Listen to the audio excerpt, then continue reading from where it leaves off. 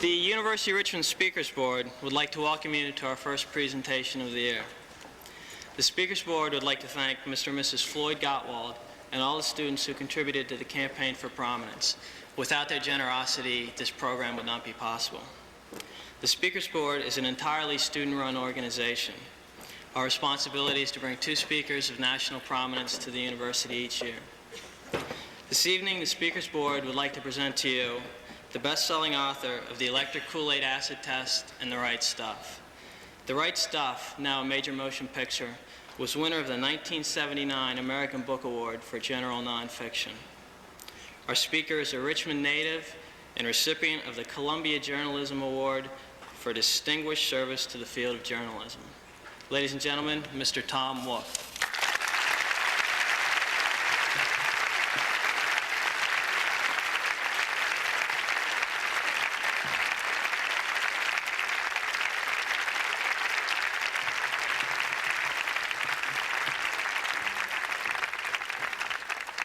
Thank you very, very much, Chris. And I certainly want to thank the Speakers Bureau for making me a part of this new program, and I'm much heartened by seeing such a wonderful turnout in my hometown. You know, I'm glad my visa was stamped. I could come back, and I must say I've lived in style ever since I arrived today. I was met at the airport by one of the university's fleet of Mercedes. You're all familiar with the. And no, it really has been. It's been a wonderful day for me, and a wonderful homecoming. I want to talk to you tonight about the subject of the avant-garde to the rear. I'm going to concentrate largely on architecture and art, but what I'm going to say I don't think can be understood without putting it a little bit in the context of a larger phenomenon that has intrigued me increasingly over the past 10 years, which is the phenomenon that I think of as cultural amnesia, which I first ran across when I was working on the book The Electric Kool-Aid Acid Test, and I was in San Francisco, and I ran across the free medical clinics in the Haight-Ashbury section of San Francisco. And in these free clinics, there were doctors who were running across diseases which had not been seen by any doctor living in the 20th century. They were diseases that seemed to have disappeared from the earth so long ago that they had not even picked up Latin names. Diseases such as the grunge, the mange, the itch, the twitch, the scruff, things of this sort. And it turned out that what had happened was here were in the communes of the Haight-Ashbury, there were young men and women who had decided to live without obeying the so-called bourgeois superstitions, such as one of the superstitions was that 2 people should not drink out of the same glass, much less 20 or 25 people, or pass around the same cigarette, or sleep on the same mattress without changing the sheets, or without ever putting sheets on at all. In other words, what we now think of as simply the rules of hygiene. They had decided to sweep aside these bourgeois superstitions. As a result, they were trooping into the Haight-Ashbury clinic with diseases such as the twitch, the itch, the grunge, the mange, and the rest of it, because they had forgotten why such rules ever existed, and they had to go through the relearning process. Well, now that's a very specific example of something I think that we find in many, many areas of life in this country. For example, think of the tremendous changes that have taken place on what we might call the sexual terrain in the United States just over the past decade. Certainly 15 years ago, any prominent public figure who would have the temerity to come before an audience and suggest that there'd be something, a new institution known as the co-ed dorm, a subject I gather is of some interest in locally. Anyone who had come forth to suggest that there'd be an institution called the co-ed dorm, in which nubile young ladies and young men in the season of the rising sap should live together in a college, not only in the same buildings but on the same hallways, or perhaps even in adjoining rooms. Any such individual would have been looked at as if his eyebrows were being eaten away by weevils. You know, it would be a sort of thing you simply couldn't. But today, just 15 years later, the co-ed dorm is, if anything, the standard around the United States. Nobody even thinks about it any longer. It's sort of like I-95. There it is. It's big. You can hear a faint hum, but no one pays any attention. And that these tremendous changes could take place so rapidly is the thing that fascinates me, with so little attention paid to them and be accepted so fast. Or think of the institution of the village brothel. Even here in the South, or in the Bible Belt, which begins just a few miles south of here and runs down to the Gulf Coast, at every Coca-Cola crossroads, as H.L. Mencken used to call them. Well, actually today that would be anachronistic. They're not the soda pop of choice at these crossroads throughout the South today is actually the soda pop known as Mountain Dew.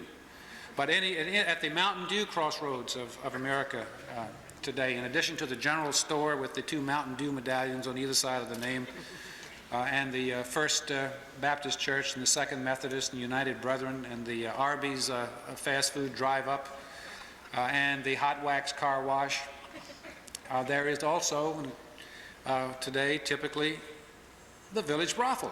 It's usually 1 story high. It's a maroon or black building which either has no windows or windows that are boarded over. Out front is a backlit plastic sign which says totally all nude girls, sauna, massage, and marathon encounter sessions inside. It's nothing but a house of prostitution. It's there by the side of the road for all to see. It's fully advertised. It's in the yellow pages. It's in the newspaper. Runs advertisements in the newspaper. A tremendous change in the life of a country in just the past decade. No one noticed it any longer. It's just, again, just part of the background noise of America. Or if you go to any small city in this country today, a city of, say, 150 to 200,000 souls, you'll typically find 14 movie houses. Of these movie houses, 1 will be showing Places in the Heart. 2 will be showing The Terminator or The Vein Strippers or some other teenage hemorrhage movie.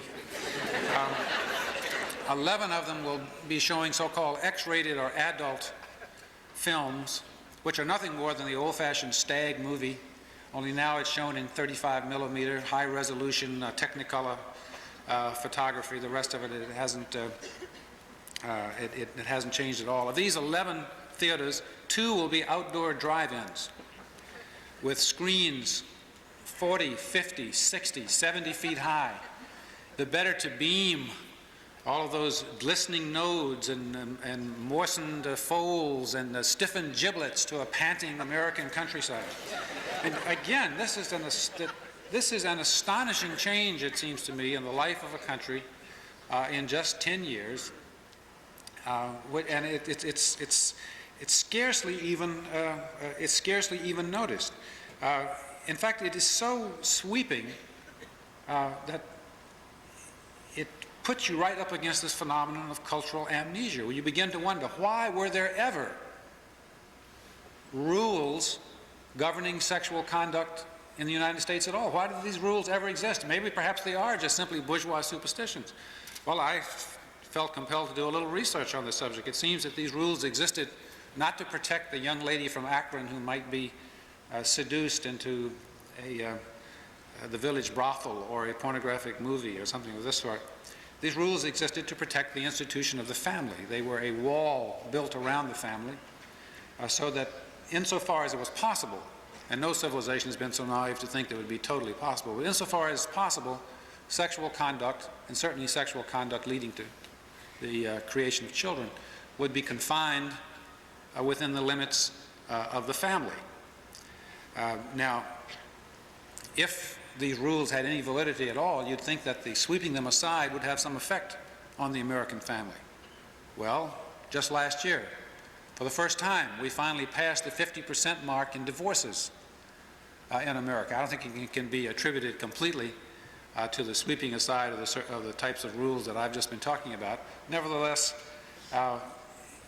the phenomenon has occurred, and it's so much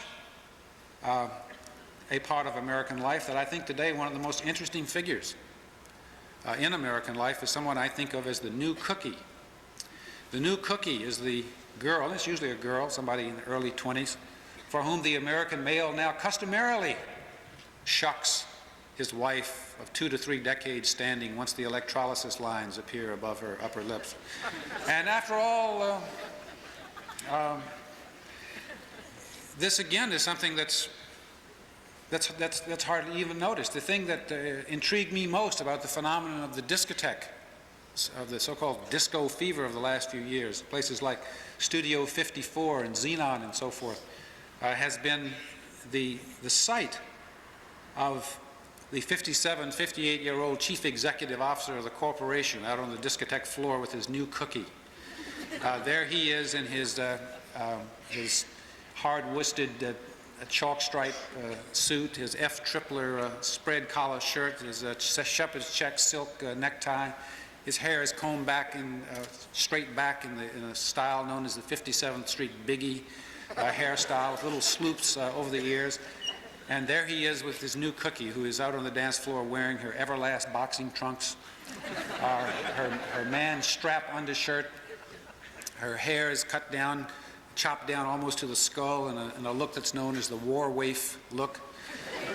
He's beaming at her through his red eyes out of his walnut shell eyelids, desperately trying to do the eel or the robot or the sadomacho or whatever the latest dance is until the onset of dawn or saline depletion or myocardial infarction, whichever comes first.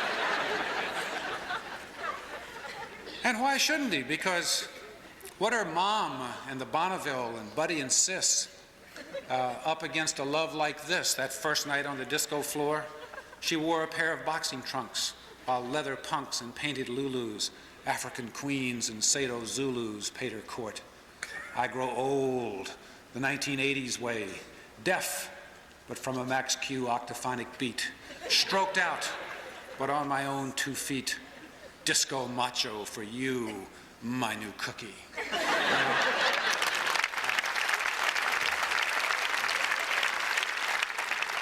Well, now that's the effect of cultural amnesia on the sexual terrain. But to get right down to real terra firma and the buildings that we live in and the look of the world that we surround ourselves with, I think the same phenomenon is having a profound effect upon us. I will just mention one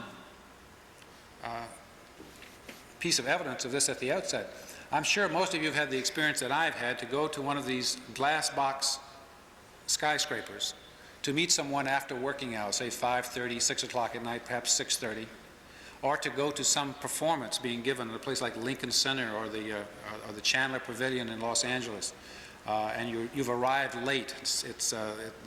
Curtain time is 8 o'clock. It's now 2 minutes to 8. You get to the base of this glass building, and you can't find a front door. Front door is absolutely missing. There has not been a front door built on a major public building in the United States for 40 years now. And you start pushing these identical slabs of plate glass that are supposed to open, and they never open. And finally, it becomes like a casebook dream. You're struggling mightily, and you're getting nowhere. You're making no progress at all. You'll usually reach a slab of plate glass, and there's a strip of formica, and it says next entrance, and there's an arrow. And so you go down to the next slab of plate glass, you start pushing, you still can't open it, you look in, you see a night watchman. And so you start pounding on the glass to try to get his attention, but he has a portable radio up beside his ear. It's the size of an aluminum siding salesman's sample case. And he's listening to the latest number by the Puss Casserole or some other new group. And so you're finished, and you can't help but wonder, I have never been able to help but wonder, why, for 40 years, have buildings been built with no front door?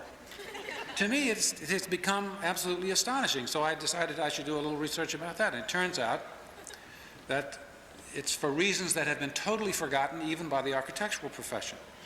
It goes back to a set of rules developed by a small group of Germans involved in a worker artist movement at the Bauhaus School in the town of Dessau in Germany some 60 years ago now. They felt that architecture should follow the rules of egalitarianism that were prevalent in the worker, artist, or socialist movement at the time, and that all doors should be equal. They felt that literally all doors should be equal. The front door should be equal to the side door, which should be equal to the back door. And we have been living with this here in the very Babylon of capitalism ever since, not knowing why, because we've forgotten how it all started. The largest corporations in America are those who most, with the greatest consistency, build these glass skyscrapers with doors that cannot be opened. Now here we not only get into amnesia of the sort I've been talking about, but into an official amnesia. And much of what we are about to see, in a moment I will start showing some pictures of the phenomena that I'm talking about, much of what we are about to see has been an official amnesia. After I graduated from Washington and Lee, I went to graduate school at Yale. And at Yale at that time, the religious fervor about architecture and art that has brought us buildings with no front door had an intensity that amounted to a true religious passion.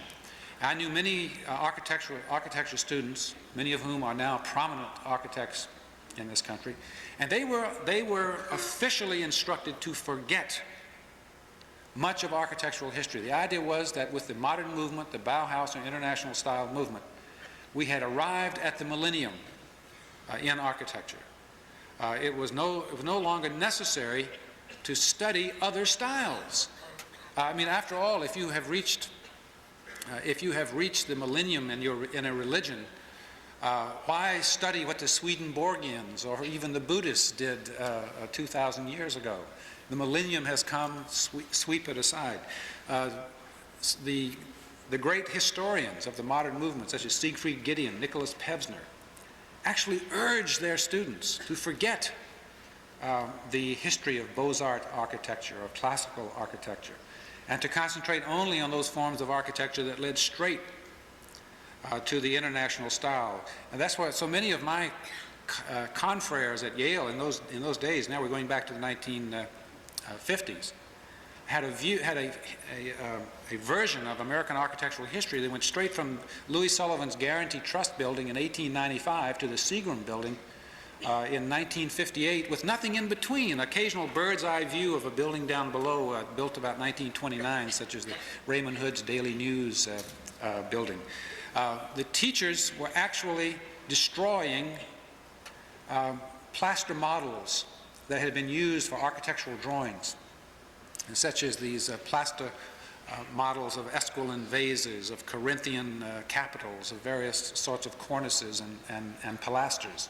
It was like the Red Guard units that Mao was sending throughout China during the season of the 100 Flowers not too many years ago. The idea was, if the millennium has been arrived at, what do we need with this? Also, not only was history no longer necessary, it was no longer necessary to be able to draw. And we'll run into this over and over again in what I'm about to show you. It was no longer necessary to be able to draw. These laborious exercises in ink renderings of buildings, ink renderings of the landscape, of interiors, of people, were considered absolutely superfluous. Not only superfluous, but injurious to true creativity. Because after all, Mies van der Rohe, the great German architect, did architectural renderings using only a straight edge and a number 9 pencil. A number 9 pencil is so hard that you can't tell whether there's a line on the paper or just creases being created by I mean, they're remarkable drawings, but nevertheless they were done using only a straight edge and a number 9 pencil. So courses in drawing, courses in which renderings had to be done in China wash on these elaborate shadings, were simply swept aside, and an entire generation, well, not to overuse that term generation, which seems to mean about 18 months now, but a 25 years worth of American architects were trained not to draw, not to know the history of architecture. And we're about to see some of the results. Today, that is beginning to change. Today, as fast as they can, the architectural schools are trying to reintroduce the history of architecture, a little bit of a Beaux-Arts methodology, of classicism. But it's a losing battle. It's very much like those scenes in the science fiction stories and the science fiction movies when the astronauts have returned from the outer galaxy, from Alpha Centauri, a 75-year trip, and they're put into a cryogenic freeze to preserve them for the trip back. And finally, they arrive back in the United States. They open their eyes. They come out of the cryogenic thaw. Their eyes begin to blink. They look all around. They cannot comprehend the landscape that's out before them. All of their friends are dead by now. Our architects today are like that. They are blinking as if they haven't seen this landscape before, as if it's absolute alien territory. They don't know what they're looking at, even though they're the ones who have had a major part in creating what they're looking at, the landscape of glass boxes and all the rest of it. But they're desperately trying to, now that modernism has finally become totally exhausted, for reasons that we don't really need to go into tonight, finally, when it's finally become totally exhausted, they're desperately searching around for a new direction of some sort. So what is their solution? Well, they're doing what the artist Richard Merkin calls going into the big closet.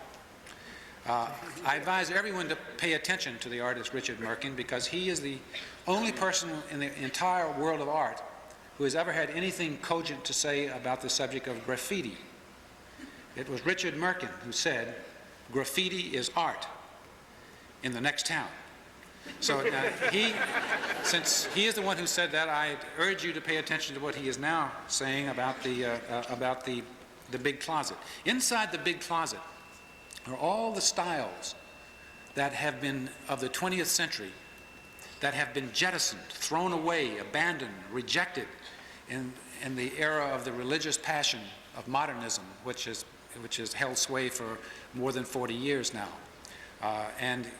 But as they fumble around in the big closet, desperately trying to find a new direction, as we will see, they are hampered over and over again by the fact that A, they know no history, B, they cannot draw.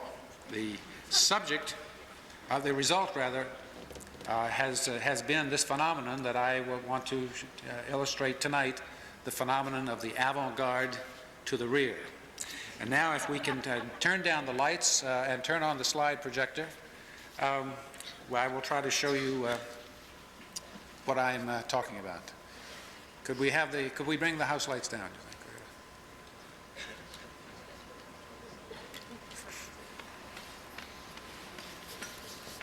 While we're attending to that, I will just mention that on the screen right now, I don't know if you have it clearly, you can make it out, is the symbol of the avant-garde to the rear. The double one-way street. And I have not, I couldn't resist taking this picture for this purpose, but it's not done entirely whimsically. In a moment we'll see exactly what this building is.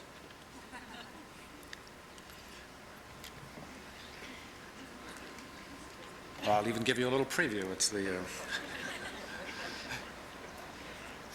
this is the Racket Club on Park Avenue. This deep-cut masonry we see right here.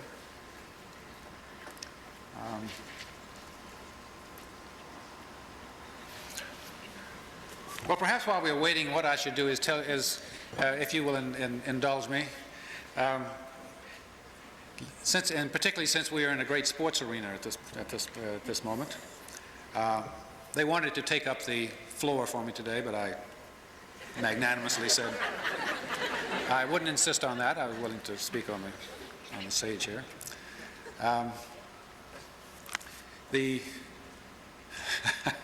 We're having a very high-level panel discussion in front of an electrical panel down here.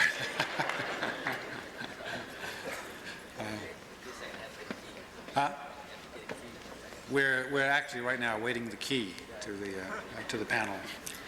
A few seconds, I am assured.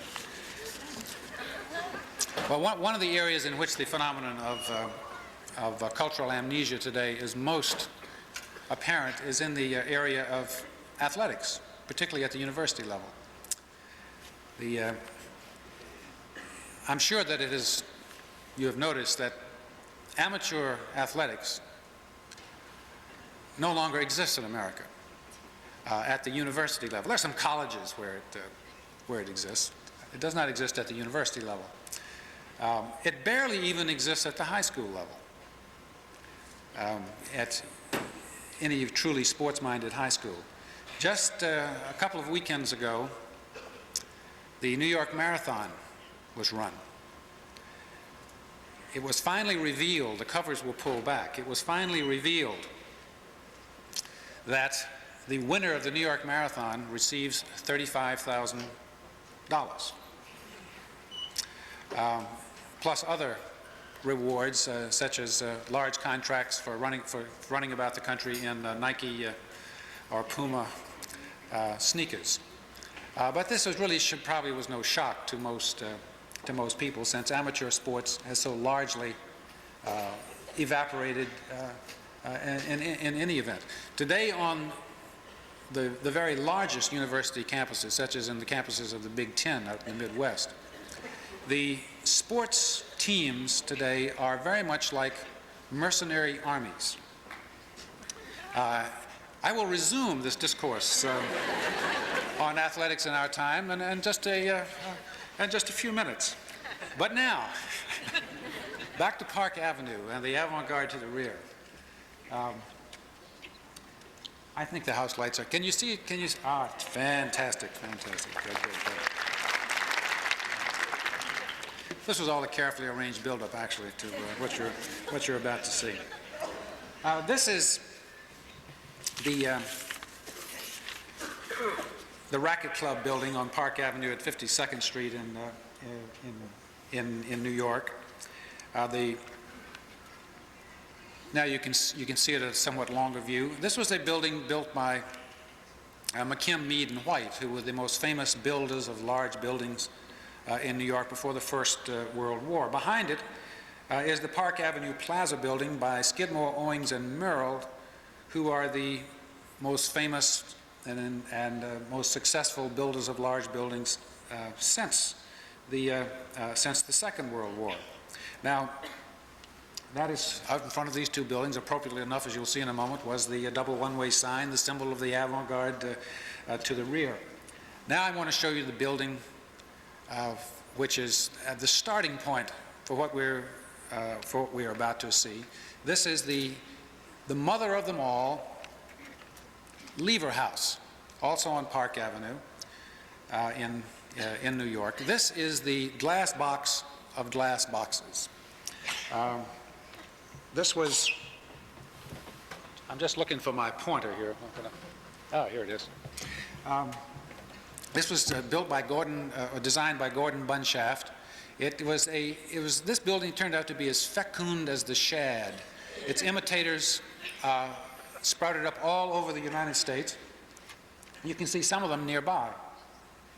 These are all imitations, even this one, of Lever House by Gordon Bunshaft. You'll notice that, of course, there is no roof, no cornice, no topping of any sort. All these things were considered bourgeois in the modern movement. No decoration of any sort, not even any curves, because curves of any sort were considered to be bourgeois. There was considered signs of bourgeois voluptuousness. There's also no front entrance. You can spend half a day getting in Lever House. Now, this is the interior that is the equivalent of the exterior that we've just seen. I've always thought of this as that apartment, because that apartment was shown every Sunday in the design section of the New York Times Sunday magazine for 26 years. You'll notice the features of that apartment, the typical modern interior. The walls are always white. There's usually an inscrutable piece of modern art on one wall. The room is lit by about 17,000 watts worth of R30 spotlights encased in white cylinders hung from the ceiling in what is known as track lighting. At dinner time, the guests are asked to sit at a slab-top table usually with very hard edges and corners on which any child up to the age of 9 can easily impale his or her skull. In a set of Mies van der Rohe tubular steel S-shaped cane bottom chairs, perhaps one of the 5 most famous chairs designed in the 20th century, also, alas, one of the most unfortunately designed, so that by the time the main course arrives, at least one guest is always pitched face forward into the lobster bisque. On the table, just as a esoteric little note, appropriately enough, are 2 bottles of New Beaujolais. That's usually these interior shots of that apartment are almost always taken from behind a bush of some sort. Then there's another ficus tree up here. Because all of the walls and the furniture are so lean and clean and bare and spare that without some enormous piece of Victoriana lately hauled in from the nursery, the place looks absolutely empty. This is a somewhat more a later version of the same thing. This is known as greenhouse Bauhaus. This is a type of modern interior that resulted from the energy crisis. From those of you who are younger, the energy crisis was an event that occurred about 1972. The entire world, this may be hard for you to believe, but the entire world was an absolute spasm of fear that petroleum was running out. And this led to a so-called solar architecture in which solar heating was going to sweep, I know this sounds incredible, there was going to be solar heating all over the United States, and it was predicted that many great changes in architecture would result from this. As a matter of fact, I looked rather with great hope towards solar architecture as something that would jog modernism out of its rigid and religious constraints. And this was the result. A rather baroque and interesting greenhouse effect. Alas, pretty much the same interior, aside from the glass greenhouse effect. Here we see that same table we just saw. We see the same chairs, only now, with this greenhouse effect, by lunchtime, assuming that lunch takes place between 12 and 1, by lunchtime, the temperature over the table, it can be, you could predict it would be about 130 degrees. You could always tell lunchtime without looking at a clock because the candles would always wilt. They kind of go over like this. Nevertheless, it was you'll notice the same little ficus tree is there to take the picture for it. Now, finally, since modernism had been exhausted, the problem became, how do we create a departure from modernism? Architects began in the late 70s, began working furiously to find a way out. But since they knew no history, and since they could not draw, their options were somewhat limited. What they did, the first thing they did, and you'll see this in almost every city in the country, a bit less of it in Richmond than most places, incidentally, they decided that they would build the same glass box, but this time they would cover it in mirrored glass. And you can see it right there. This is the building we were looking at just a minute ago, the Park Avenue Plaza building by Skidmore, Owings, and Merrill. Here's the McKim, Mead and White's Racket Club right next to it. And what happens when you build a building with reflecting glass is that you then have the opportunity to reflect the glass box that was built next door to it. In this case, Lever House. We now see Lever House reflected in the walls of the Park Avenue Plaza building. What this does is to create curves without violating the taboo against curvilinear lines, because the curves are created only by the distortions in the glass. For years now, for at least 5 years, this has been considered a major advance in contemporary architecture. That, of course, could not satisfy the architectural and design communities forever. This has led to a new variation known as Whittler's Modern. In Whittler's Modern, if you know no architectural history and you cannot draw, what you do is you take a glass box building and you begin whittling on it. This you'll see in many, many variations. This is the UN Plaza Hotel by Roche and Dinkaloo. And this is an example of what is known as the opposite side parallelochromatic whittle with a chamfered corner. This is a close-up to show you how you create the parallels using the reflecting glass, as you can see. This is the way you do the chamfered corner. In whittling, you should always remember that you draw the knife towards you. You start, and when I see these buildings, I always have wanted to find someone and interview him who works in these little rooms here. So far, I have not been able to find any live specimen who has been doing this. But again, this today is considered a major departure in contemporary architecture. It is a major departure if you know no history and are unable to draw. There are much fancier versions of Whittler's modern. This is a very popular one known as the herringbone whittle. This is the Southeast Financial Center in Miami, done by Skidmore, Owings, and Merrill of San Francisco. There's a lesson in this for all aspiring architects. If you wish to do something fancy in the line of Whittler's modern or anything else, don't bother doing it in Miami because no one will notice. You have to do it in New York. This is the same building virtually, but it happens to be at 5th Avenue and 56th Street, right next door to Tiffany's. This is the Trump Tower by the architect Dare Scott. Some very fancy Whittler's modern going on there. It's also done in Chicago by the famous Chicago architect Helmut Jahn. You'll notice that he has whittled the glass box, but he has also, in effect, pasted on some doodads to create a new genre known as crossword puzzle Moorish.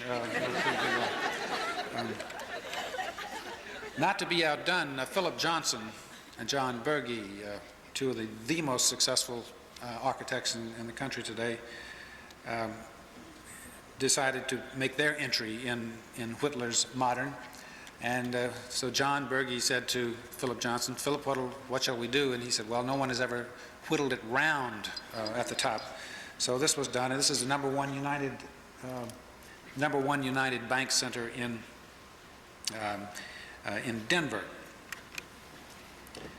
Now we are seeing another example of Whittler's modern. This is Cesar Pelli's rendering of what he proposes for Battery Park City, which is an enormous development just getting underway in Lower Manhattan. One of the most large-scale developments probably of the 20th century. All of these are glass boxes, all of these buildings, but unlike the previous examples of Whittler's modern that we've been looking at, we're now seeing the first signs of a real avant-garde step towards the rear. When we look at the tops of some of these buildings, we see a dome.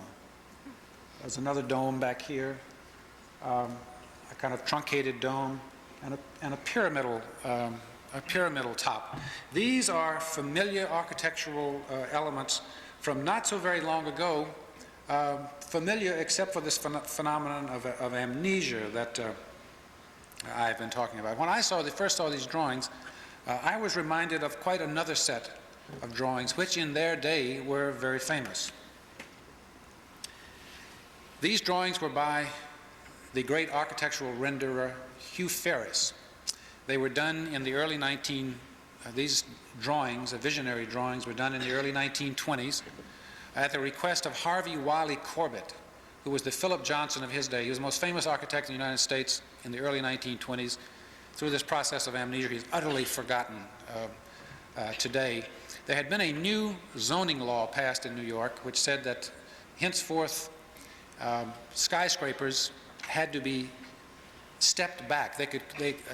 Skyscrapers could no longer rise up straight from a curb line as high as anyone wanted to build them. They had to allow for circulation of air, so they had to be stepped back. And Harvey Wiley Corbett asked Hugh Ferris if he would do some renderings to show what the skyscrapers of the future might look like. And so these were some of his drawings. This is just a defective slide. This wasn't really the... Ferris decided that it would be necessary to make skyscrapers something that humans could tolerate. They were going to be so gigantic, there were going to be so many of them, that they had to have something about them to take away the curse of a massive mechanical look. And he decided that one thing that people were familiar with on a grand scale was mountains. And so his vision of the future of the skyscraper, that's something that would be like a mountain. It would rise up in an awesome way, but at the top there would be crags. And he visualized the setbacks in the forms of the crags of a mountain. He also had an almost kind of Buck Rogers City of the Future space era vision, as in this drawing, which combines the idea of an Earth satellite with a rocket-shaped skyscraper, which also has the mountain crag look at the top. And he felt that this would give these massive buildings some familiarity. And sure enough, this, perhaps due to the visionary work of Hugh Ferris, was the way that the actual form that these buildings began to take. This is the Irving Trust building, built in the late 1920s in New York, and you'll see that this crag-like top actually came about. But you'll also notice that there's a great attention, unlike the modern buildings of today, to the texture of the surface, a three-dimensional texture. An almost woven effect was sought after. This building, incidentally, is right down on Wall Street, at the very head of Wall Street, next to one of the oldest large buildings in New York, Trinity Church.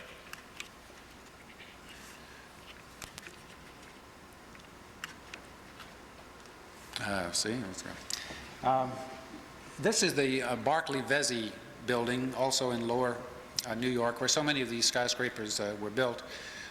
You'll see the crag-like top. Also, you'll see in this the exuberance that went into these early modern buildings, the lavish use of decoration toward the top, the breaking up of the mass of a building often into low buildings in the foreground with a tall shaft behind them. The idea, again, being to humanize them, to make them of a scale that would be tolerable to the general public. A color picture of the same building showing the top and the great attention to the details of decoration, all the way up and even in the lower elevations of these buildings. The idea was to make these buildings very theatrical, to have exuberant tops and entrances that would be like the entrances. It would be like stage sets, something that would immediately involve the public in a kind of entertainment, which they couldn't help but be dazzled by, to enjoy, a spirit that was soon to be abandoned altogether. These buildings, incidentally, were completely new in architecture. At this time, there were no skyscrapers in the world except in the United States. While these buildings have certain elements that remind you of Gothic architecture and certain elements of Beaux-Arts or Classicism, in fact, almost all of the elements are new. But due to this phenomenon of amnesia, in many cases, their very existence has been forgotten. These buildings do not show up in the architectural history courses, or they didn't for at least 40 years, so that the names of the architects of some of the most famous buildings in the United States are almost among the missing. This is the Waldorf Astoria, perhaps the most famous hotel in the United States. How many people remember the names of the architects who were, in fact, named Schultz and Weaver? Or the Empire State Building. Who can remember the architects of the Empire State Building? Shreve, Harmon, and Lamb. This is Tiffany's, right next door to the Trump Tower, which we saw earlier. One of the most, probably the most famous single store in the country, built in 1939, one of the last examples of this first modernism, this forgotten modernism, which, as I say, was entirely new. The architects were named Cross and Cross. One never hears about them any longer. This is a building that has always interested me. It's actually one of the prime examples of this first modernism. It's the number 2 Park Avenue building, also known as simply as the Park Avenue building, at Park Avenue and about 32nd Street in New York. The architect was a man named Eli Jacques Kahn.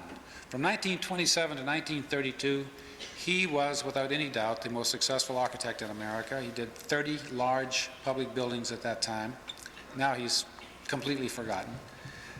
He was in love with the idea that the wall of a building, of a large skyscraper, should be given human scale by being made to look like a tapestry. And you can, in this picture, you can see the attention to creating a woven effect. And not only is there the effect of a weaving, of a warp and a woof in the exterior of the building, but also the use of color in a skyscraper. And the colors that he chose were the colors that he was convinced were used by the ancient Greeks in their architecture. Whether this, no one knows absolutely for sure, but this was his conviction. To show you how forgotten the man is, I was up in the offices just 2 weeks ago of Esquire magazine, up on the 23rd floor of this building, and I was passing some sort of cubbyhole or closet. I looked in, here was an enormous safe, and the safe was sitting in this closet, and across the face of the safe it said, Eli Jacques Kahn and Company. So I asked one of the owners of Esquire what that safe was doing there. He said, I don't know, it's just some camp thing that somebody left behind here in the building. Well, fame is fleeting, isn't it? Yes.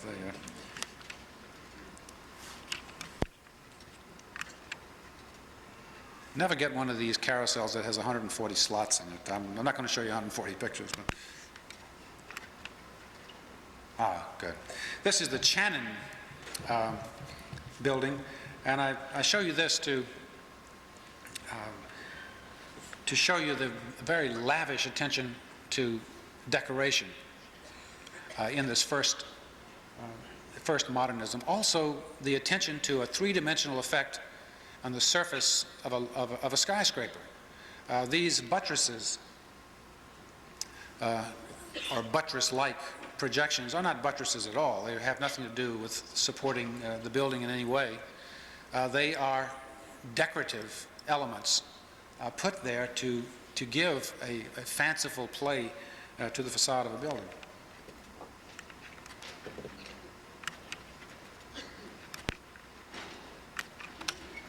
I must apologize for... Well, on we go. This is an interior from the Channon building. This is Mr. Channon's bathroom. And this was, incidentally, I show this because this was an entirely new sort of interior decoration. It was very modern.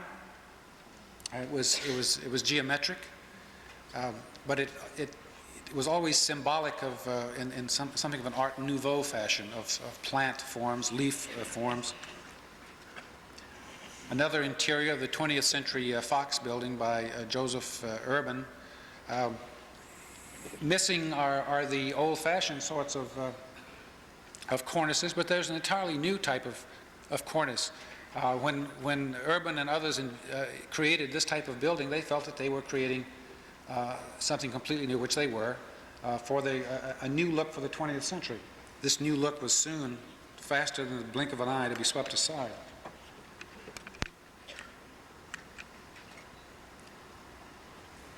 The minute attention to detail in spandrels between windows. Who are the architects of this structure, which is Rockefeller Center? They are also largely forgotten. One of them was Harvey Wiley Corbett, whom I mentioned earlier. Benjamin Wister Morris was another one of the architects. Raymond Hood was one of the architects of Rockefeller Center. Also, J. Andre Fulio the man who created the Trilon and the Perisphere, the great symbols of the New York World's Fair of 1939. The Rockefeller Center is now being rediscovered by architects as if it were Easter Island, as if it were an architectural dig that you could go to and discover these amazing elements, and it's all part of the big closet phenomenon, as if no one knew that the Rockefeller Center was there. Suddenly Rockefeller Center is being praised as an important building. It was invisible to the entire architectural community for a good 40 years. The Chrysler Building, I show this particular picture to emphasize the mood of exuberance, of a kind of naive, perhaps a naive and contemporary, by contemporary standards, affirmation of the might of American business. That's what it was. The Chrysler Building, after all, was a building to celebrate the achievements of the Chrysler Automobile Company. These gargoyles, which are often mentioned when the Chrysler Building is brought up, were actually supposed to be gigantic versions of radiator caps of the time. Lower down on the building surface are remarkable friezes which are composed of tires, hubcaps, and mudguards, repeated serially around the entire building.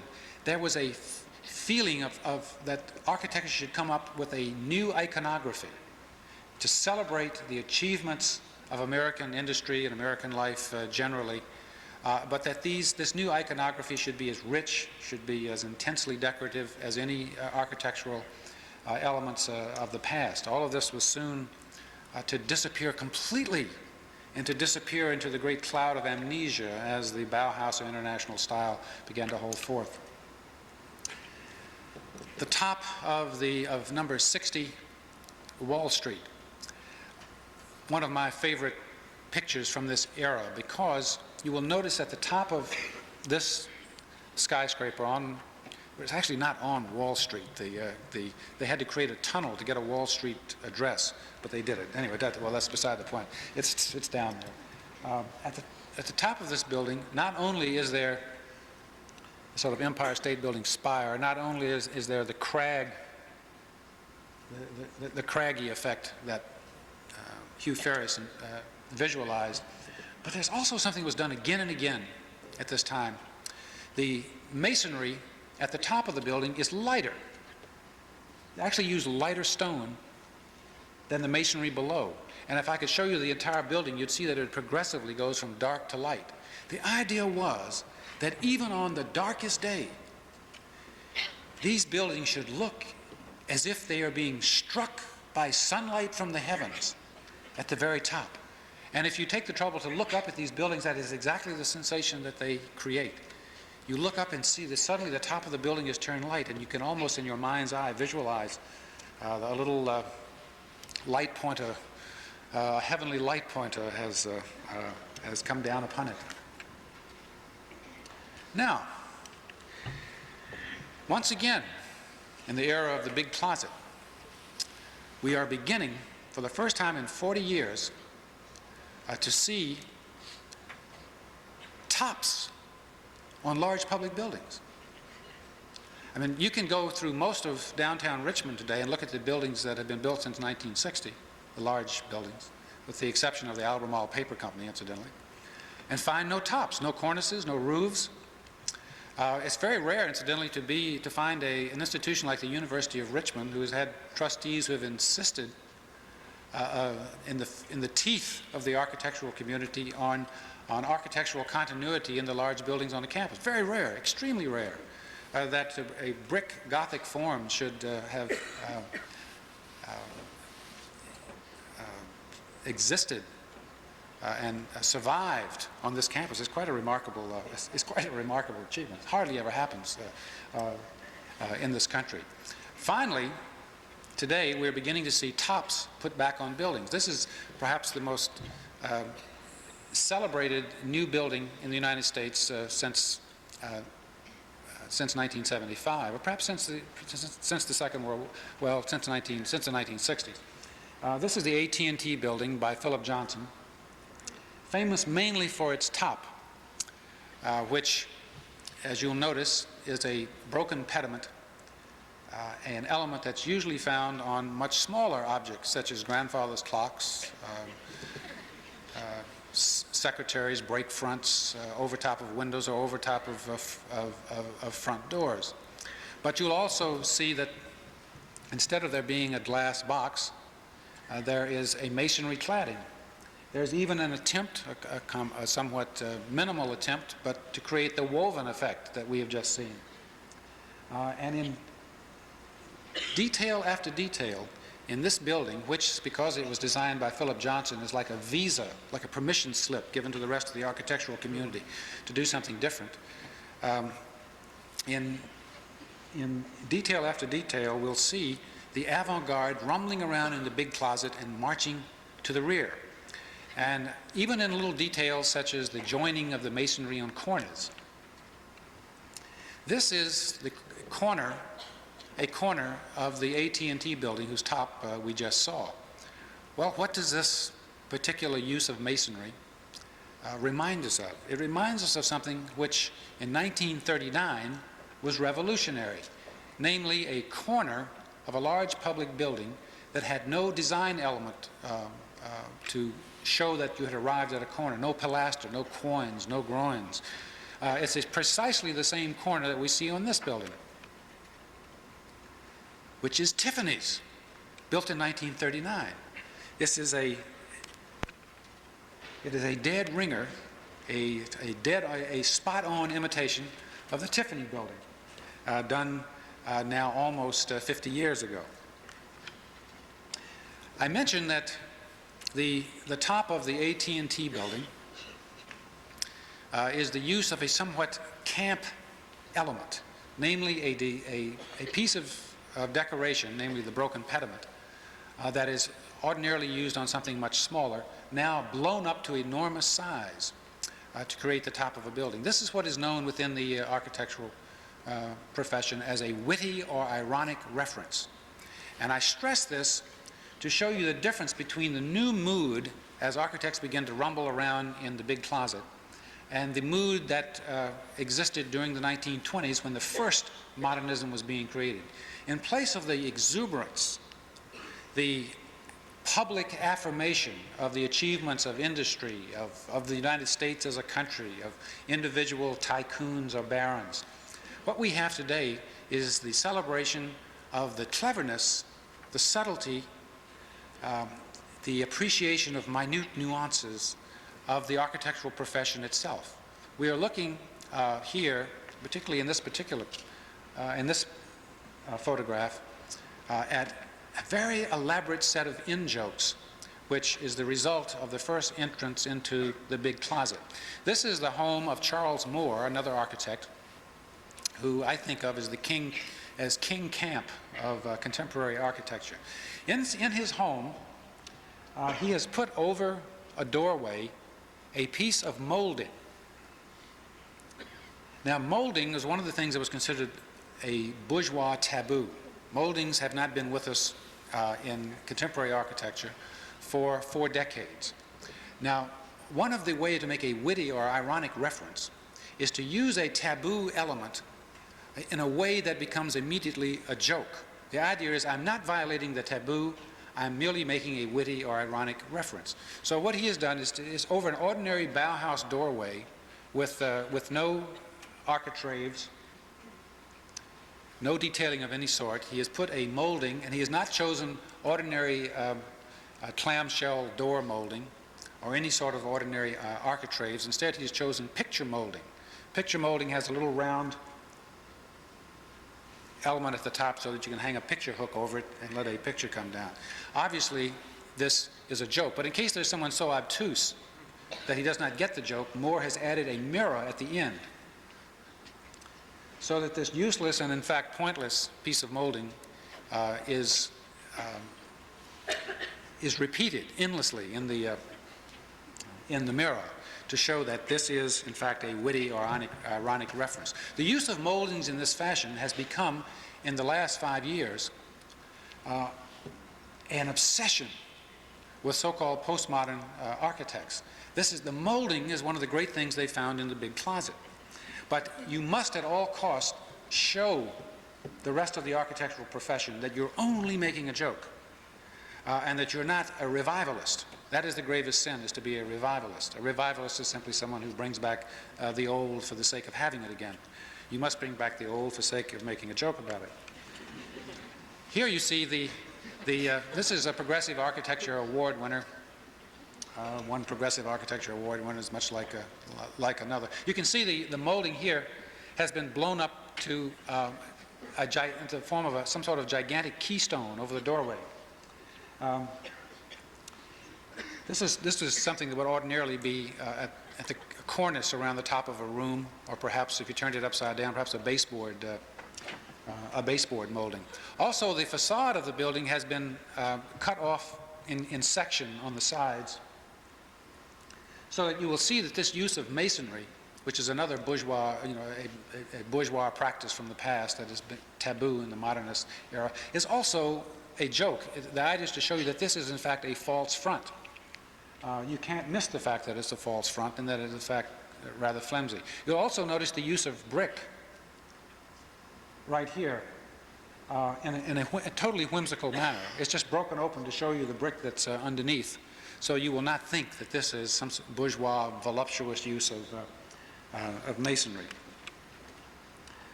This is Cesar Pelli's Pacific Design Center in Los Angeles. Here he's made an entire building out of a molding. This is a kind of Baroque example of a Whittler's modern. You take a glass box, you carve it in the shape of a molding, a baseboard, a crown molding, and you lay it on its side. It's the same Cesar Pelli who's going to be doing much of the Battery Park project. Will be interesting to watch for moldings in that one. This has actually been very successful as a design center. Its in-joke qualities, its witty or ironic references are much appreciated by interior decorators who are the clients of this building, and it's been a great success. Now we see the same use of witty and ironic references brought into interiors. One of the hallmarks of the big closet era is the column. Columns have been discovered as if they had never existed before. But to show that you are not a revivalist, it's necessary to use the column in a wholly whimsical sort of fashion. This was something first pioneered by Charles Moore, whose house we saw not long ago. In this case, the designers have taken a column and cut it off in the middle, so you won't think they're actually using a column to hold up the ceiling. Then they've added on top of that a smaller column. And then again, in case there's someone so obtuse as not to realize that this is in fact a joke, they've broken it off at the top so that it doesn't touch the ceiling at all. This sort of game, which does have its subtlety, is played over and over again. But again, I want you to notice how utterly different this is from the kind of exuberance, the kind of theatrical quality of the first modernism, which has been in the great cloud of cultural amnesia forgotten. Here's the master of the modern column from out of the big closet, Michael Graves. This is an interior from Michael Graves' Portland Public, no, I'm sorry, this is a Sunar showroom building. Graves has intentionally made columns, which were created to hold up massive structures, flimsy. This is done quite purposefully. The column is made to look flimsy. It's made highly abstracted, whereas the classical column was always something that headed towards enrichment of detail wherever possible. These huge columns are, again, quite purposefully, in the spirit of the witty or ironic reference, made to hold up something very slight. All of this work is to hold up this little plinth or whatever it is up here.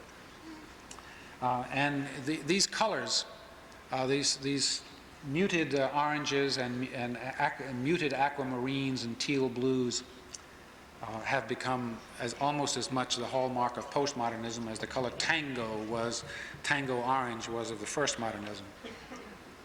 And finally, this use of columns has reached the point where Hans Hollein couldn't stand it anymore, and he decided to try to finish off columns once and for all with this row of columns, which I love.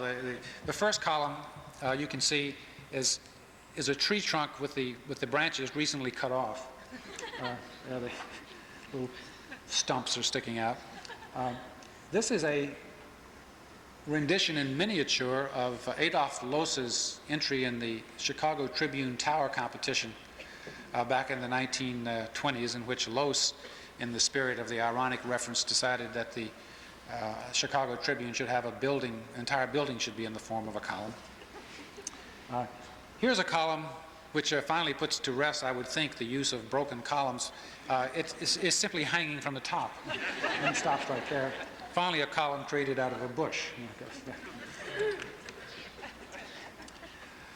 One of the taboos of the modern movement was that there should be none of this bourgeois solidity, this useless massing of stone in the interiors or the exteriors of large public structures. So in this bit of ironic reference, another Progressive Architecture Award winner uses the column and the capital and the entablature and the cornice without solidity whatsoever. It's quite purposefully made to look flimsy, with the space in between these two planes filled with indirect lighting to show that he's not really being massive and bourgeois. Charles Moore at his ultimate. This is the Piazza d'Italia in New Orleans, which he has designed so that it will look like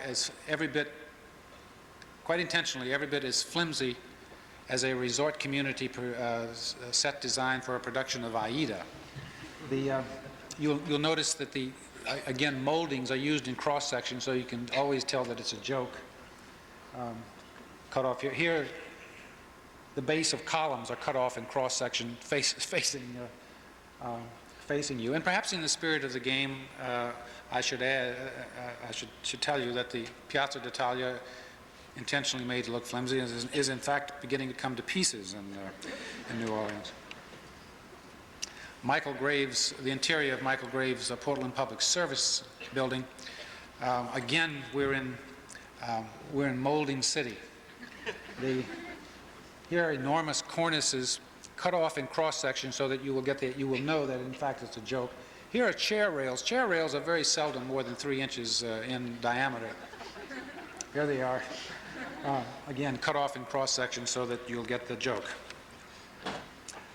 This is the exterior of the building, the Portland Public Service building, and from this you'll be able to see exactly why Michael Graves has such a high standing within the architectural fraternity today.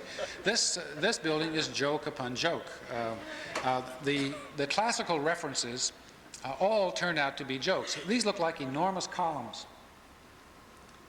They even seem to be fluted columns. Here are the capitals. Here's the entablature. Upon close inspection, you discover that, in fact, these columns are simply tiers of windows. That's simply the facade of the building. These do protrude, but these don't. This building seems to have a top. It seems to have a top. You look closely, in fact, it's not a top. These are little huts, probably housing air conditioners, elevators, mechanisms, and so on, which are borrowed from the artist Alice Aycock, a sculptor who makes funny, well, not funny, but interesting little houses and puts them inside of galleries. Here's a rather camp version of the sort of public sculpture that you would see at Rockefeller Center. This was originally to be Portlandia rampant across the entrance of the Portland Public Service building. The city fathers seemed to feel that the joke had gone quite far enough, and they refused to let Portlandia be put up. Just recently, however, a commission was given to a a Washington sculptor named Raymond Caskey. And he is making a 35-foot high statue of Portlandia out of copper in the classical academic mode of 100 years ago, which is, I think, something to watch. The avant-garde to the rear is actually now finally beginning to step through the screen of the witty or ironic reference and actually head back 100 years, when they can find sculptors who are able to work in those forms. This is from Rockefeller Center, and I show this to see so that you can see the complete difference in atmosphere, difference in attitude of the old modernism and the new modernism. Just think of the optimistic and idealistic nature of the inscriptions that are found all over Rockefeller Center. Wisdom and knowledge shall be the stability of their time, of thy times. This is actually quite unusual piece of a rendition of Zeus, who was a favorite mythological reference in the first modernism, done by Lee Laurie, who also did the figure of Atlas out in front of Rockefeller Center. This was done in cast glass, which turned out to be an extremely expensive form to work in. I don't think cast glass has been used for bas-relief sculpture since then. This is actually a ventilation duct detail from a building by Cross and Cross, an old federal office building, which I show you because this module of rows of squares, of square voids, arranged in squares, was a module loved by the forgotten architects of the first modernism. And what do we see on the exterior of the Portland Public Service Building by Michael Graves? The same thing. He has rummaged around in the big closet, and he has come up with this form, which was a great favorite 50 years ago. The people who rummage around in the big closet think that no one else has access to the books about the architecture of the past that they do. And it's all presented with the idea of an Easter Island discovery. You can see now very, very well how the mock quality of what seem to be columns in front of the Portland Public Service Building.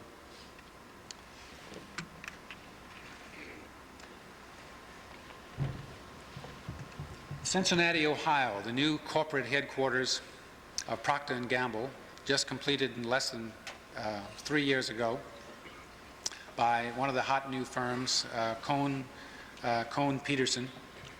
And you'll see this use of the square voids arranged in squares, used over and over again.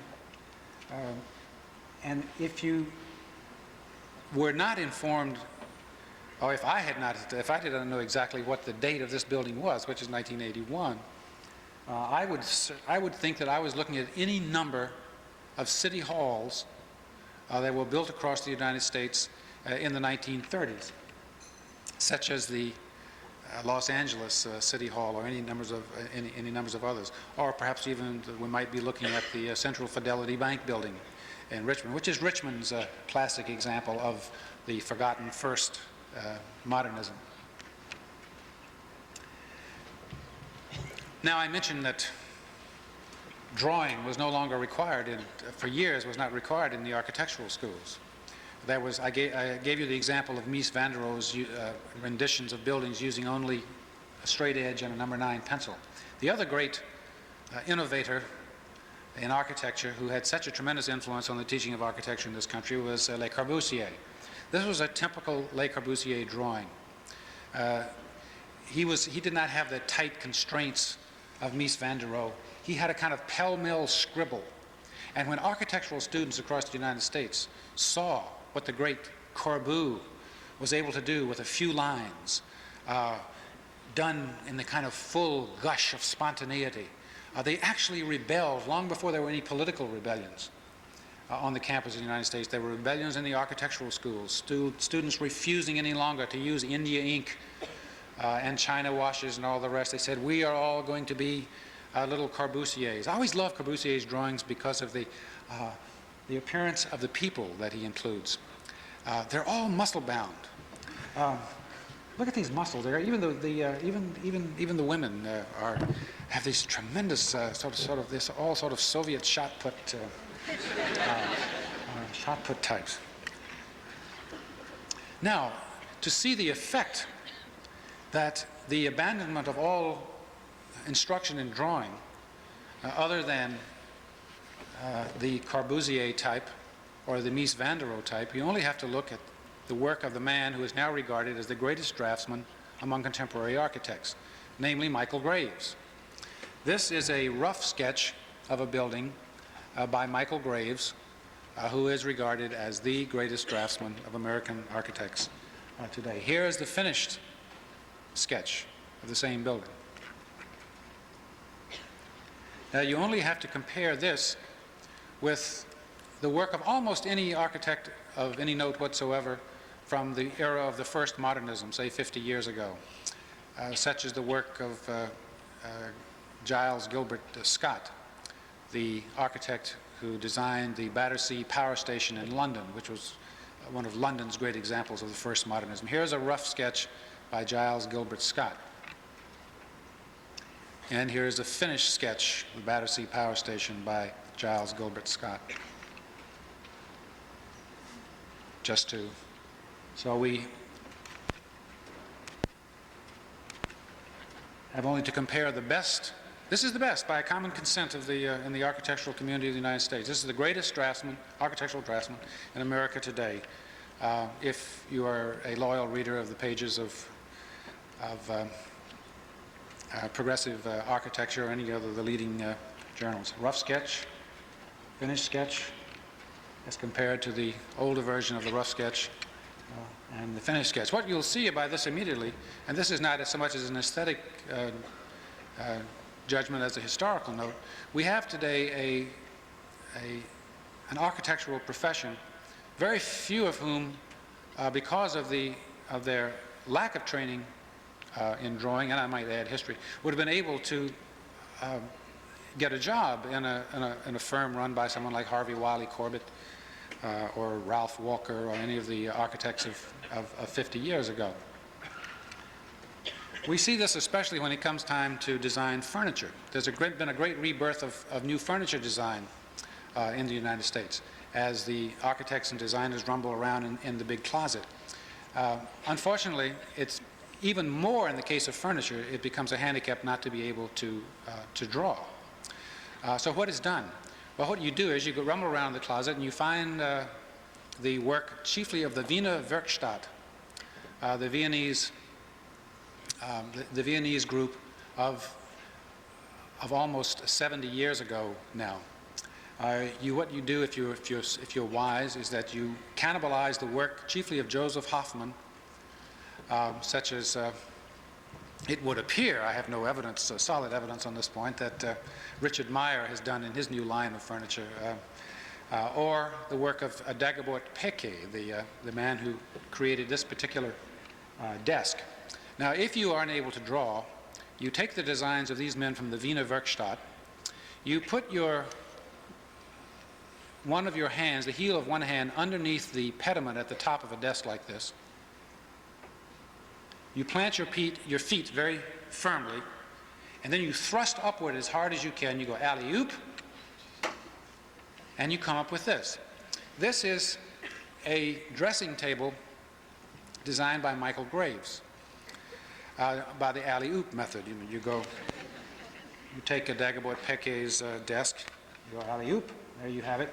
You'll notice this is, incidentally, it retails for $24,000. But there's no reason whatsoever that you should pay that much for it, since you can get it through a decorator for slightly less than $15,000.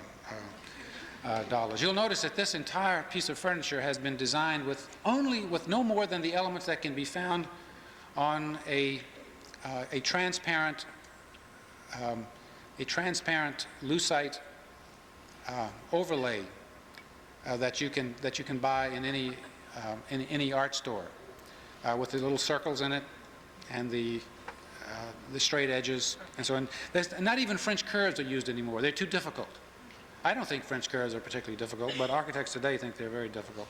So when they design furniture, they only use circles, squares, straight edges that can be found on these overlays. What has happened in the area of chairs has provided one of the great pieces of the human comedy in design. It took 2 centuries, the 17th and 18th, for the great chair makers such as Chippendale and Hepplewhite, Duncan Fife, and the others to arrive at the ideal proportions for the chair. They concluded that no chair should have, the back and the seat of a chair should never be less than 90 degrees. Never less than 95 degrees where they meet in the back, for example. The back of a chair should ideally be 37 or to 38 inches. And you'll see that these chairs, which are in fact quite different stylistically, the Chippendale on the left, the George First on the right, nevertheless have exactly the same proportions, which were laboriously arrived at by trial and error over 2 centuries. The effect of the modern movement and its zeal to sweep aside the past was to plunge the design of furniture back into the medieval era, which was done most expertly by people like Marcel Breuer. And this is his Vasily chair, every bit as famous as Mies van der Rohe's S-shaped tubular steel cane-bottom chair that we saw earlier. The angle of this, the back and the seat of this chair is about 70 degrees. And which I think is responsible for at least 8 to 9% of the lower back pain in the United States today. Even Frank Lloyd Wright's chairs were absolutely unsittable. And when anyone had the temerity, and very few people did, to mention this to Frank Lloyd Wright, he would usually say, well, damn it, you shouldn't sit down. Most ridiculous position of the human body. All jackknifed over like that, shouldn't do it. This is another Progressive Architecture Award winner. This is a change from the typical international style chair, but again, if you're hobbled by the use of that lucite overlay, that template, there's not much you can do. Here we get into another example of the alley-oop phenomenon. This is a samovar designed in the Bauhaus some 60 years ago. There is a new furniture making group has achieved great prestige recently, the so-called Memphis group in Italy. They love to take Bauhaus designs and put one hand under the topmost element, plant their feet firmly, go alley-oop.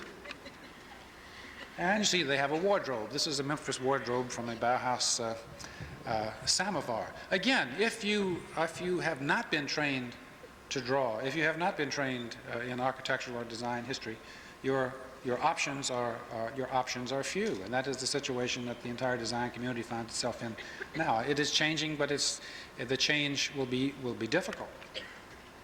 Occasionally, there is a fascinating new direction which spills over from painting and sculpture into the design of furniture and architecture. One of these came with the Times Square show of 1980. A group of artists hired a building, leased a building for 1 month, a derelict building in the Times Square area, and put on a show of their own work. This show had an extraordinary effect. On the sidewalk, impossible to see in this photograph, were stenciled inscriptions which were key to what was going on inside, but not really known as such at the time. These inscriptions said things such as, "Chill the hippies," "Down with rock and roll," "Off the Beatles and the Rolling Stones," cryptic messages leading up to what went on and what you saw inside. One of the star productions of the show, this was called South Bronx Still Life. You'll notice that the vandals have come into this particular apartment. They've removed the plumbing, the basin, and so on, so that the water is just running freely. The water is rather cleverly done with epoxy or some other type of glue. You'll notice the sculpted rats perched among the litter of the South Bronx still life. This was my favorite in the show. It's entitled Man Killed by Air Conditioner. And you know, it does bring to life one of my deepest and most deeply embedded and long-lived fears about living in New York. As you walk along the streets of New York, constantly above you are air conditioners hanging out of windows, supported by spindly little struts. And you wonder how many of those things can stay up there without falling down on your head. This artist had the wit and the insight to bring that to life. Now, in the Times Square show, you'll see that the artists were intentionally striving at a kind of funkiness and itchiness. Everything they did was to make your flesh crawl, to make you itch with the kind of roughness, the primitivism of what they were doing. And this tied in with their inscriptions. These were young artists, all in their early 20s, a few in their late 20s, who were rebelling against what they looked upon as the older generation of artists. People like Alice Aycock, people like Linda Binglis, who thought that she had done the most scandalous thing on record when she did her famous series of dildo sculptures. They were now looked upon as the old guard. The younger artists were, hence the inscriptions, they were trying to kill the gods of the older generation. The older generation looked up to the hippies. They looked up to the Beatles. They looked up to the Rolling Stones. They lived for rock and roll. Hence the inscriptions, down with rock and roll, chill the Beatles, off the Rolling Stones, and the rest of it. And one of the things that's beginning to change the picture in painting, in sculpture, in architecture, and in design generally, is the fact that we now do have a younger generation of artists who are simply tired of the hegemony of the old guard. A piece from a very successful show by the artist Judy Pfaff. I don't know if this photograph successfully shows it, but this was an extremely itchy piece.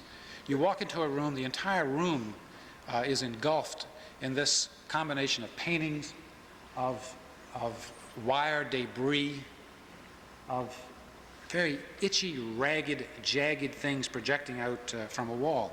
But if your choices are hobbled by the fact that you were trained outside of a tradition of drawing and outside of a tradition of art history, what you end up tending to do is to take some existing piece of modernism, such as de Kooning's Woman and Bicycle, and you explode it outwards in the Times Square show itchy vernacular.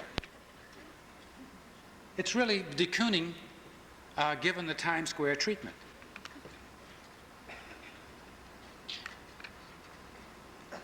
Likewise, in so much of contemporary furniture design.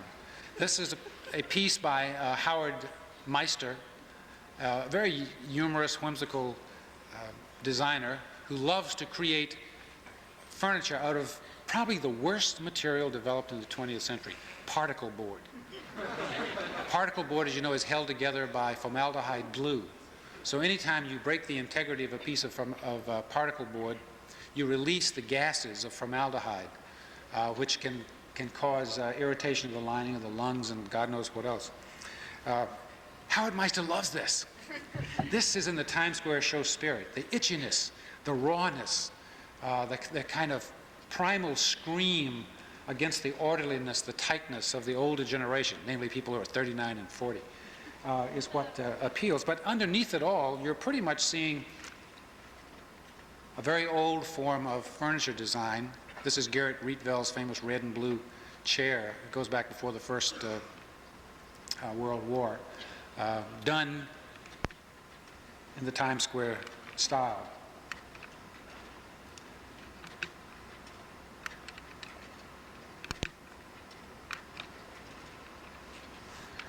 Well, remember, never get those 140 slot.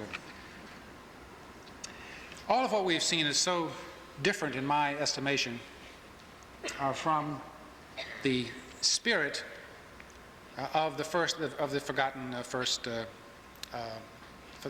first modernism. The change is coming. The game is now being played out within the world of art. It is being played by the architects, it's being played by the sculptors, it's being played by the painters who are looking at one another. The younger generation is thumbing its nose at the older generation. What they have not yet arrived at is what I think we will begin to see over the next 5 or 10 years, which is a return towards something that would be, in our time, quite new, which would be an attempt to embrace the tastes of the public in the way that the first modernists did it. This is the number 60 Wall Street building. The designers of this building were so in love with what they had done, with the way that they were reaching to the skies with this skyscraper, that they couldn't resist taking the model of the building itself and placing it out in front of the building as you walk in. In the General Electric building, just notice that at every corner, at the end of every pylon, every opportunity, there was an attempt to enrich decoration out of the spirit of exuberance. The entrance of the Hoover building just outside of London, showing the great theatrical attention given to entrances. And finally, our first attempt to march backwards, to rediscover those things that would be found in the great in the big closet. This is a very humble. It's a very humble beginning. This is a building that also has a front entrance, has a 6-story front entrance. I think it'll be a very popular building for that reason. People will know they will know how to. They will know how to enter. A timid beginning in the great march backwards, but a beginning. Now, if we could raise the house lights, I will not to create another panel discussion, but I will have just one or two concluding remarks. As I say, I think the next thing that we're going to see, and it will be revolutionary in terms of contemporary art, will be an attempt to, among artists, to embrace the public, to entertain the public, and to cater openly to public taste, rather than playing a somewhat hermetic, insular, fraternal game within the world of art. This will be a great change. You can even see it in the most hermetic of all the fields, the field of music, where a minimalist composer such as Philip Glass, just this past year, created the theme music for the Olympics, for the great show on television that that kicked off the Olympic Games in Los Angeles. For a serious avant-garde musician to undertake a popular piece of music of that sort was a fundamental change in the way the world of art has conducted itself. Well, I can't conclude without finishing what I was about to tell you at our earlier intermission about the world of athletics, particularly since we're in the Robbins Center. You may remember that I mentioned that amateur sports have come to an end in the United States. And this is the final piece of cultural amnesia that I will mention to you. Amateur athletics have come to an end in the United States. If you go to any of the Big Ten campuses and you see the basketball team or the football team, they're always in evidence because they travel together in clumps. They are like enormous cliques on these great university campuses. They're like mercenary armies that have been brought in to fulfill a certain task for the university. The football team at a place like the University of Michigan or Ohio State looks very much like, when they go across the campus, they look very much like Stonehenge during an earthquake. You know, just these forms moving across. If somebody yells out, "Hey, Rocky," about 17 athletes will turn around in this manner, as if the earlobes are welded to the trapezius, which is welded to the latissimus dorsi. They are like creatures from another planet because they, not only because of their physical appearance, but because that is the way they are encouraged to live on these campuses. They are treated like a separate element. They are treated like mercenary armies. Up until last year in the Big Ten, Athletes were required to take IQ tests the same way that other students were, namely by sitting down at a desk using paper and a pencil.